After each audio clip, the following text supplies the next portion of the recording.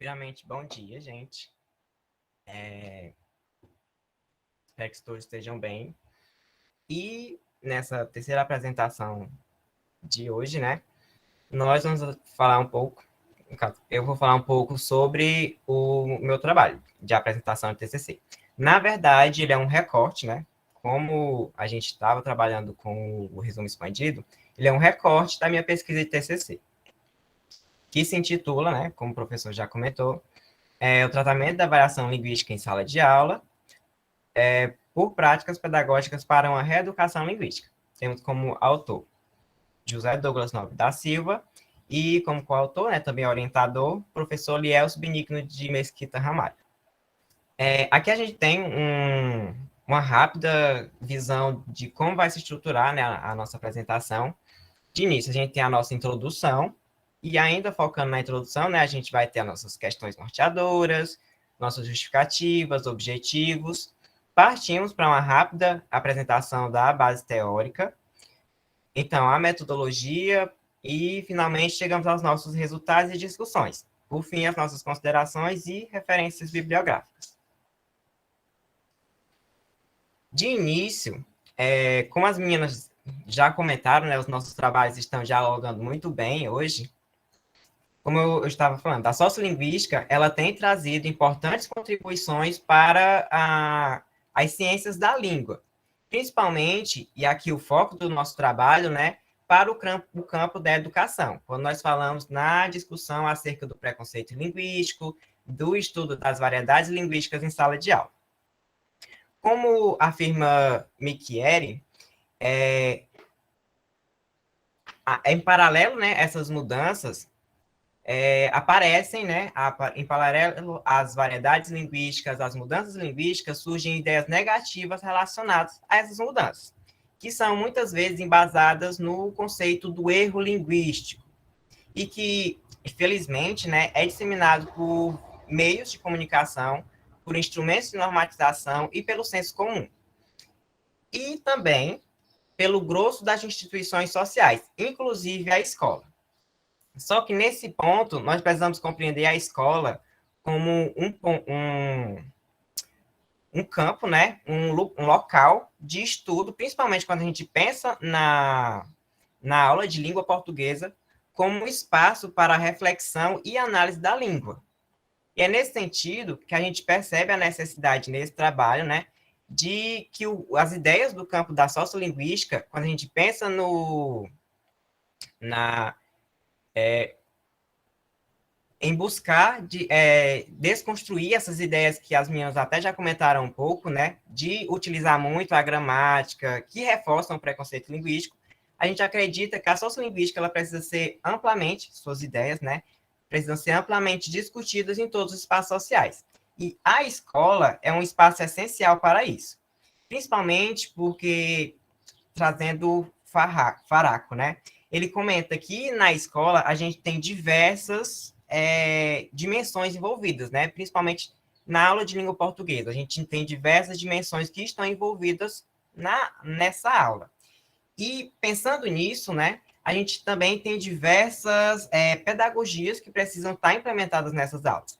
Segundo o Farraco 2020, ele comenta que a gente precisa de uma pedagogia do texto, a gente precisa de uma pedagogia da literatura, precisa de uma pedagogia da oralidade e, consequentemente, né, a gente precisa de uma pedagogia para a variação linguística. E mais importante do que ter todas essas pedagogias é integrar todas elas em conjunto, utilizá-las em conjunto dentro das nossas aulas. Pode passar o slide. Pensando nisso, né, nessas diversas dimensões, a gente também traz a nossa justificativa. É um fato, né, que quando, no percurso profissional de um professor, ele vai se deparar com diversas realidades sociais, quando a gente fala nos seus alunos, no contato, né, com os seus alunos. E, consequentemente, se ele tem ali diversas realidades sociais, ele vai ter diversas variedades linguísticas sendo trabalhadas dentro dessa sala, sendo produzidas, na verdade. Como comenta Banho 2007, pesquisas sociolinguísticas que foram implementadas, né, em diversos países, inclusive no Brasil, mostram que a grande parte da variação linguística surge nas faixas etárias mais jovens e nas camadas sociais mais baixas, que são exatamente o público, né? Exatamente o público que é atendido para a escola pública e do ensino médio, que é o público ao qual se volta o nosso trabalho. É nesse sentido que nós compreendemos que o estudo o estudo de práticas pedagógicas com relevância para o tratamento da diversidade e da importância da variação linguística é de grande valia para o trabalho docente. E é um dos objetivos desse trabalho, né? É a gente perceber essas características, né? Esses aspectos da sociolinguística que precisam estar implementados nessas pedagogias. Como a gente vai ver mais à frente nos nossos objetivos. Pode passar. Mas, considerando esse contexto, a gente tem as nossas questões norteadoras, né? Se o professor ele vai estar envolvido é óbvio que ele vai estar envolvido nesse contexto múltiplo. A gente tem algumas questões de natureza prática que foram utilizadas para dar rumo ao nosso trabalho.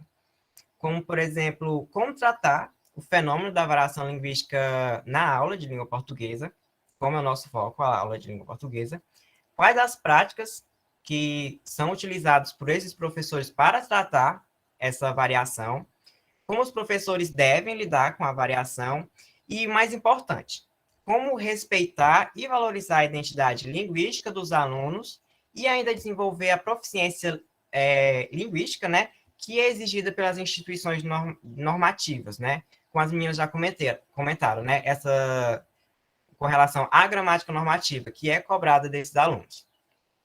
Pode passar. Tendo em vista tanto o que eu já apresentei quanto essas nossas questões norteadoras, a gente tem os nossos objetivos. Como objetivo geral, compreender as práticas pedagógicas que estão atreladas à abordagem e ao tratamento da variação linguística, e como objetivos específicos, compreender os aspectos que dizem respeito ao campo da sociolinguística e sua relevância para o ensino de língua materna. Como segundo objetivo, analisar a abordagem empregada pelos professores professores, né, instituições de ensino médio. Pode passar. Pronto. Pensando principalmente no nosso primeiro objetivo específico, nós construímos a nossa base teórica sobre os autores, né, que trabalham principalmente no campo da sociolinguística educacional, voltada para esse campo, trabalham a teoria, né, acerca disso. Nosso referencial teórico é dividido em 2 capítulos, que o primeiro deles se volta a compreender, até como o próprio objetivo diz, né, compreender os aspectos que estão inerentes à sociolinguística e suas relações com a educação. E o segundo tópico, a gente se volta a compreender quais as práticas pedagógicas que estão inerentes a essa prática pedagógica para a variação linguística. Nesse sentido, a gente primeiramente aborda o que são práticas pedagógicas, em seguida procuramos compreender quais o que os parâmetros curriculares dizem, né? O que a documentação oficial da nossa disciplina diz que precisa estar ali envolvido, que também estão relacionados, né, à questão do tratamento da variação. E, por fim, a gente traz essa base teórica do que os autores da sociolinguística educacional comentam acerca disso. O que precisa ser feito? Pode passar. Como metodologia de pesquisa, né, nós temos um estudo, né, de natureza descritiva e exploratória, com abordagem qualitativa. Nosso local da pesquisa foram as escolas de ensino médio, de educação pública, né, de ensino médio dos municípios de Croatá da Serra e Tianguá. A escolha desse universo foi feita principalmente por se tratar quando falamos de Tianguá, né, a cidade da microrregião da Serra da Ibiapaba, que possui a maior concentração de população. Enquanto isso, Croatá é a segunda cidade com a menor população. Segundo dados do IBGE, do último censo, né, de 2010, a menor cidade da Serra é Carnaval. E também, um outro ponto que foi importante para a escolha é o deslocamento, né, do pesquisador entre esses dois municípios, considerando que eu sou de Croatá da Serra, e para fazer a faculdade, a gente deslocando para Tianguá. Os sujeitos da nossa pesquisa são os professores de língua portuguesa. Um ponto importante acerca do local da pesquisa. Escolhemos, né, a cidade com maior população e uma das menores populações, exatamente por estarem envolvidos dentro desse contexto múltiplas realidades, que estão envolvidos também múltiplos contínua, sejam ele de contínuo urbano, seja ele contínuo rural ou urbano. Então, são múltiplas realidades dentro dessas salas de aula. Então, é óbvio que os professores vão lidar com múltiplas variedades linguísticas dentro dessa sala de aula. E como que eles trabalham isso? O que nós buscamos compreender. Com relação à coleta dos dados, o questionário foi feito um questionário estruturado com perguntas subjetivas, né? Disponibilizado pela plataforma Google Forms. Obviamente, né? Só foi realizada após a aferição do TCLE, que é o nosso termo de livre consentimento, respeitando todas as regras. E a nossa análise dos dados foi realizado a partir do análise dos dados, né? Foram averiguados através de análise de conteúdo, em uma perspectiva descritivo-reflexiva e apresentada através de quadros. A apresentação através de quadros nós comentamos mais à frente. Uma coisa importante com relação à coleta dos dados, né? Pensando nos dois municípios e também na quantidade de professores, a gente estabeleceu um contingente, né, de 15 professores para a realização dessa nossa pesquisa. Foram contactados esses professores, entretanto, a gente só teve a devolutiva, né, de 5 informantes, ou seja, um terço do que era previsto pela organização do trabalho. Mas como a gente está realizando uma abordagem qualitativa, não foi assim tanto perda, até porque a gente tem considerações bastante contundentes, bastante relevantes, como a gente vai ver na análise dos dados.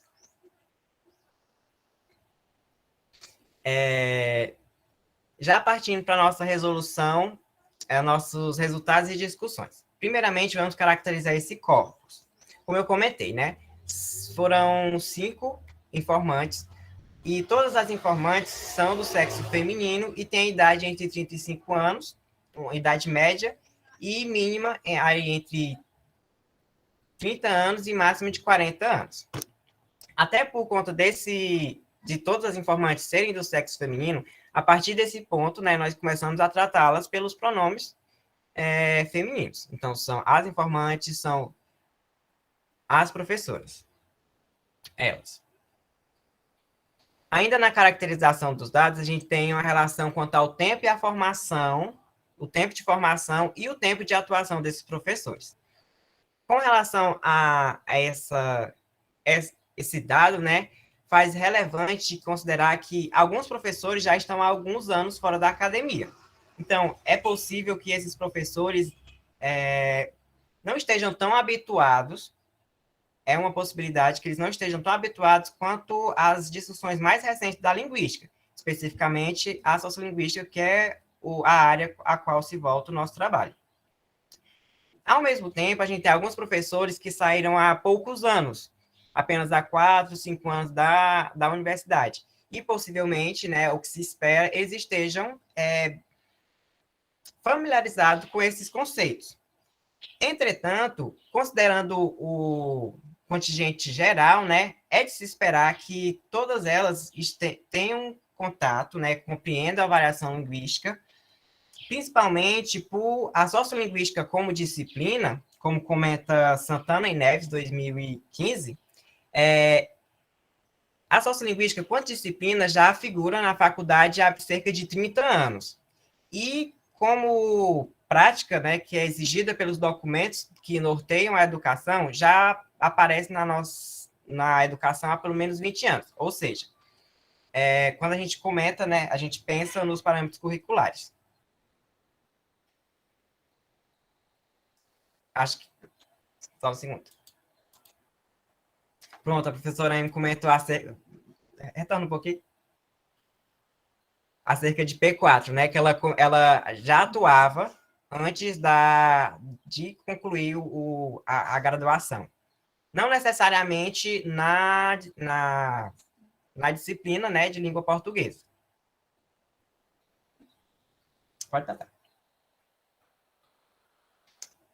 Pronto. Com relação aos nossos dados. Os nossos dados, eles foram analisados a partir de categorias.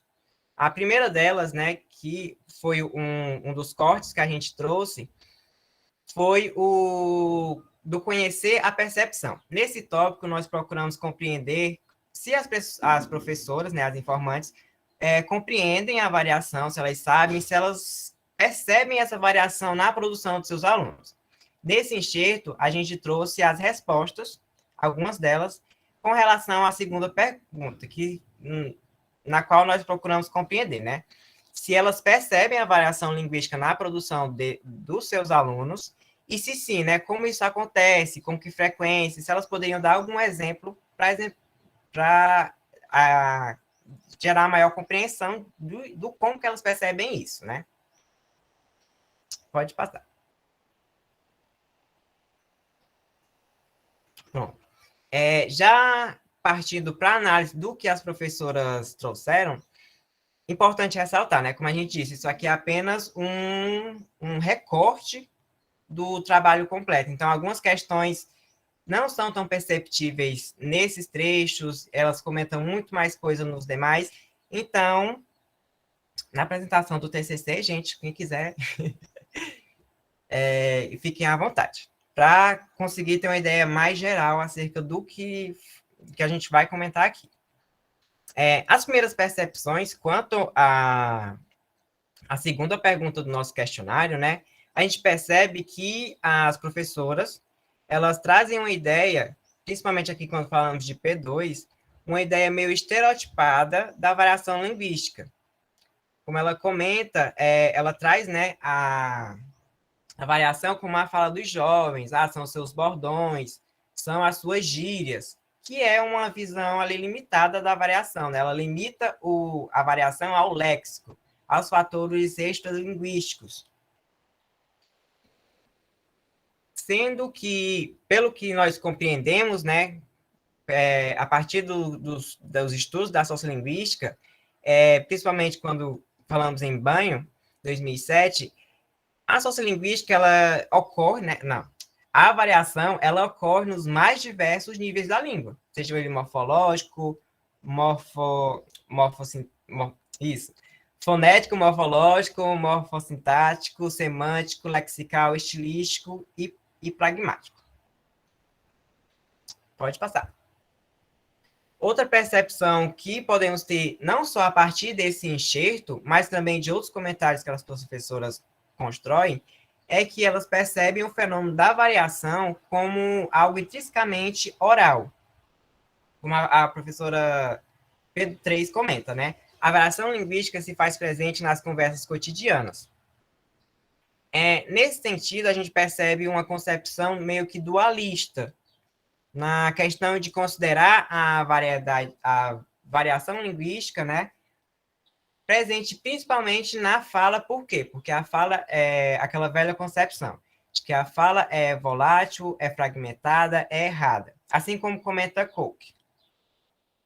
E, enquanto isso, né, a escrita ela é mais pura, ela não possui variação, ou pelo menos não deveria possuir variação. Como a própria professora comenta, né, ela percebe até nas redações. Pode passar. Além disso, elas também comentam, né, percebem sim a variação dentro da escrita. Entretanto, quando isso ocorre, elas comentam que a variação é influência de fatores externos. Então, ainda é uma ideia meio caricata da variação. Como o P2 comenta, Quando ela percebe a variação na produção escrita dos seus alunos, ela percebe principalmente pelo que nós chamamos de o internetês, que inclusive é um dos temas que a Ana Paula vai comentar para a gente, mas na apresentação dela. E que, quando ela percebe isso, né, a gente percebe a variedade linguística, né, do internetês como uma forma estigmatizada, né, com relação à variedade relacionada aos jovens. Pode passar. Pronto. Eu trouxe até aqui, foi o recorte que nós utilizamos para a realização do nosso resumo, algumas considerações até de certo ponto de cunho negativo, quanto à percepção das professoras quanto à avaliação na produção dos seus alunos. Entretanto, a gente também tem muitas considerações excelentes. Assim como foi a aluna da Vitória, a gente tem algumas contribuições que são belíssimas. Trouxe como exemplo essa resposta da professora informante, né, número 2, em que nós perguntamos se você trabalha ou já trabalhou alguma vez com a avaliação em sala de aula? Se sim, como você fez isso? E por que você abordou o tema? Percebeu a necessidade de um maior esclarecimento para os alunos? Por que estava no livro didático? Por que foi visto em um texto? E destacamos principalmente o que está em negrito, né? A professora comenta. Muitos ainda julgam as pessoas pelo modo como falam e mostrar que o idioma é uma roupa que você pode usar várias, apenas adequando com a situação, que não somos limitados, que há diversidade, a beleza dessas múltiplas possibilidades no uso da língua, e principalmente o respeito que devemos ter. Ou seja, a professora aqui traz uma perspectiva muito assertiva com o que os estudos sociolinguísticos abordam, né, vem trazendo já há alguns anos. Principalmente essa fala, né? Ela se relaciona muito com o que Bortoni e Ricardo diz quanto à relação dos domínios sociais. Existem, sim, domínios sociais, cada domínio social pede uma abordagem quanto à língua diferente, e é preciso que os professores compreendam isso. Mais que compreender, é preciso que eles façam os alunos compreenderem essas realidades. Assim como as meninas já comentaram, né? A gente precisa compreender que existem diversos contextos. E nesses diversos contextos, nós podemos utilizar diversas roupas, como a professora comenta. Partindo para nossas considerações finais.